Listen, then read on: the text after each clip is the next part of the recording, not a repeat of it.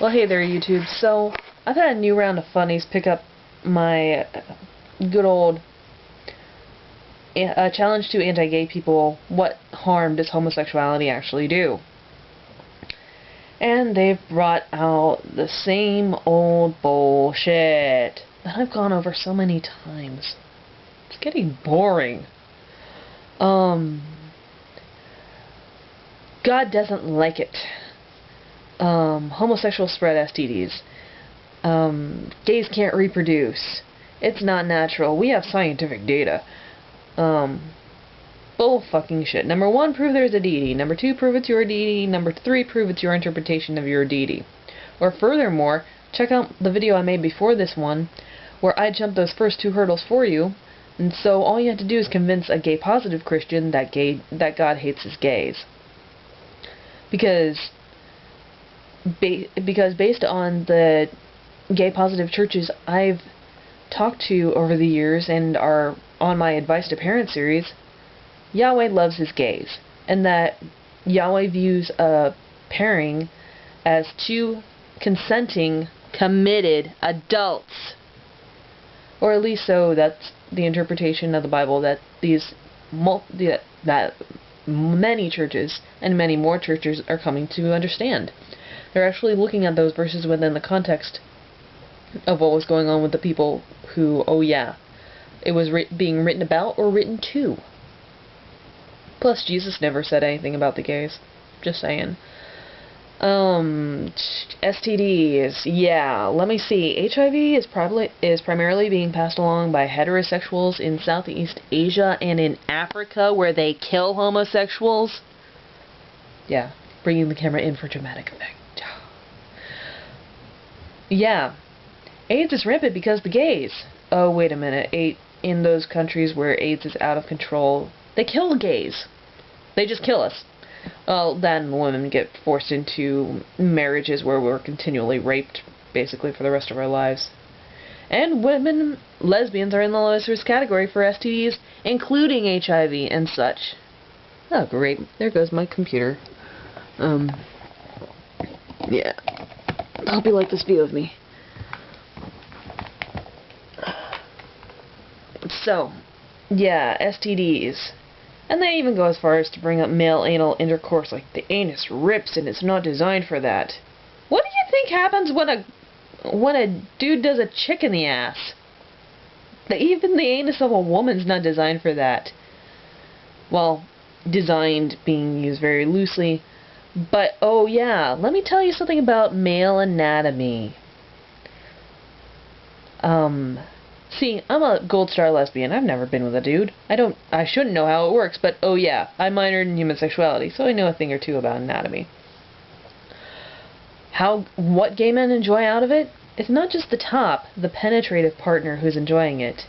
The receptive partner is enjoying it too, because when a man is on the receptive end of intercourse in that manner, the prostate, the cowpers, and a number of the other glands and organs associated with ejaculation are being stimulated.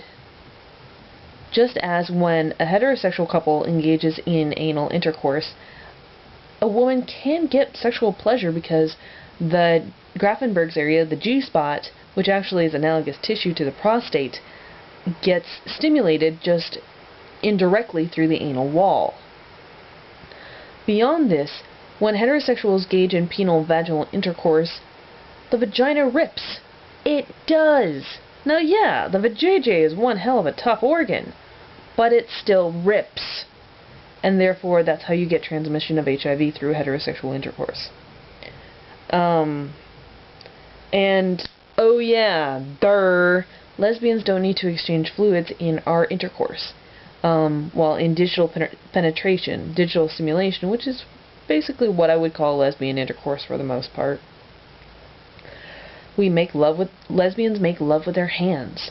Woman on woman, we make love with our hands. So, as long as you got your fingers trimmed up, and as long as you're doing it right, the vajayjay's not gonna rip when you're doing a girl. Or when a girl's receiving it.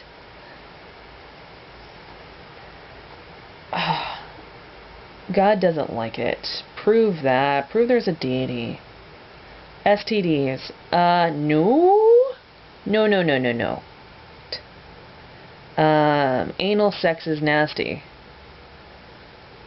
To some degree, I agree with you on that, but then again, I also think heterosexual intercourse is kind of nasty. So when it comes to that, to each their own. Gays can't reproduce. Bullshit. My uterus still works. I just can't accidentally reproduce. As I've talked about in other videos beforehand. I have to, if I was to want to get knocked up, or if me and my partner decided that we wanted children, we would think and plan and think and plan, double check our relationship. Are we strong enough? Are we a stable enough couple? Double check our financial situation. How will this affect us if one of us is taken out of the workplace for a dramatic period of time, so that we can properly take care of the child? Do we have the resources beyond just the financial, emotional, educational? What kind of life is this kid going to have? Will we have enough money to send this kid to college? Oh yeah, you gotta think out those things because it's kind of important. Whereas for heterosexuals, they can accidentally have them in a night of, or even 5 freaking minutes during the wrong time of the month. Really. Homosexuals can't reproduce and that's a bad... Homosexuals can't reproduce and that's why they're evil or that's why they're bad? No. Basically, these are the same old tired arguments. It's so ridiculous. It's so stupid. And now I'm starting to understand why Bionic Dance gets tired sometimes when it comes to like the atheist debate, because she comes up against these same old tired arguments against atheism as I'm running into against homosexuality. I've discussed so much of this shit in videos before, and I've repeated myself a couple of times. My Advice to Parents series alone goes through the bulk of this.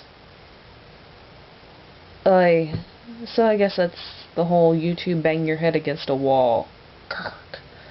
I don't know. I just felt like vlogging. So I hope that everybody's having a great time and everybody's chilling out. So peace out, YouTubes.